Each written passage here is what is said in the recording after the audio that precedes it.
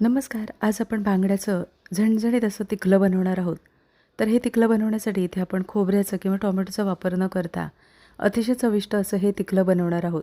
हे तिकलं तुम्ही चपातीबरोबर, भाकरीबरोबर किंवा भाताबरोबर सुद्धा खाऊ शकता. गरमागरम वाफाळता भात आणि गरमागरम अशा पद्धतीने जर हे बांगड्याचं तिकलं बनवलं तर नक्कीच 2 घास जास्त जेवाल असं हे तिकलं तयार होतं. इथे आपण एक बांगड्याचं हे तिकलं बनवणार आहोत. तर इथे आपण बांगडा स्वच्छ साफ करून घेतलेला आहे. 2 ते 3 पाण्याने मिठाच्या पाण्यामध्ये स्वच्छ धुवून झाल्यानंतर इथे आपण आता बांगडा मॅरिनेट करून घेणार आहोत. मॅरिनेट करण्यासाठी इथे आपण चवीनुसार मिठाचा वापर केलेला आहे. पाव चमचा हळद. इथे आपण 4 ते 5 लसूण पाकळ्या ठेचून घेतलेल्या आहेत. त्यानंतर इथे आपण कोकम आगळचा वापर करणार आहोत. इथे आता बांगड्याच्या तुकड्यांना व्यवस्थित असं मीठ, हळद, ठेचलेला लसूण आणि इथे आपण कोकम आगळचा वापर केलेला आहे. तर इथे आता व्यवस्थित असं लावून झालेलं आहे. त्याच्यानंतर 10 ते 15 मिनटं आपण हे मॅरिनेट करून ठेवणार आहोत. बांगडा मॅरिनेट होईपर्यंत इथे आपण एक मसाला तयार करून घेणार आहोत.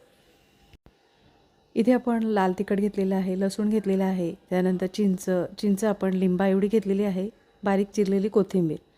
इथे आपण चिंच गरम पाण्यामध्ये भिजवून घेणार आहोत. मिक्सरच्या छोट्या भांड्यामध्ये आपण मसाला तयार करून घेणार आहोत. मिक्सरच्या छोट्या भांड्यामध्ये आपण 7 ते 8 लसूण पाकळ्या, त्याच्यानंतर घरगुती लाल तिखट हे तुम्ही तुमच्या आवडीनुसार वापरू शकता. इथे मी 2 ते 2.5 चमचे घरगुती लाल तिखटाचा वापर करणार आहे. पाव चमचा हळद. एक हिरव्या मिरचीचा वापर करणार आहोत. हिरव्या मिरचीमुळे ह्या तिकल्याला छान अशी चव येते. भिजवून घेतलेली चिंच आहे ती व्यवस्थित अशा पद्धतीने आपण त्यातील गर काढून घेणार आहोत आणि जो चोथा आहे तो वेगळा करणार आहोत. इथे तुम्हाला हे तिकलं कितपत आंबट करायचं आहे त्याप्रमाणे चिंचेचा वापर करायचा आहे.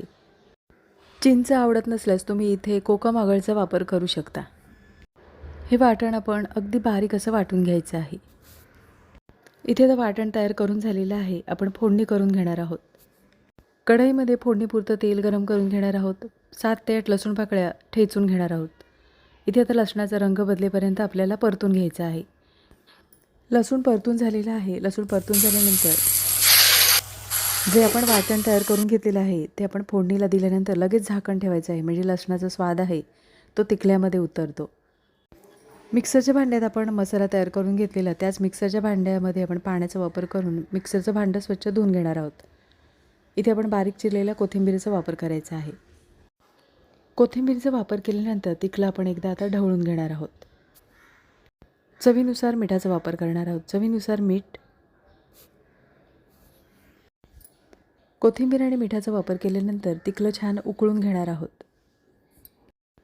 कोणत्याही मच्छीचं कालवण किंवा तिकलं बनवताना एक उकळी येऊ द्यायची आणि त्याच्यानंतर मासे सोडायचे, म्हणजे मच्छीचं जे कालवण किंवा तिकलं बनवतो त्याला चव छान येते. तर इथे पाहू शकता तिकलेला छान एक उकळ आलेली आहे. त्याच्यानंतर आपण सर्व मासे म्हणजे जे बांगड्याचे तुकडे आहेत ते व्यवस्थित असे आपण तिकल्यामध्ये मिक्स करून घेणार आहोत. 2 ते 3 मिनटासाठी इथे आपण आता बांगड्याचं तिकलं आहे ते छान उकळून घेणार आहोत, म्हणजे बांगडा व्यवस्थित असा शिजला जातो.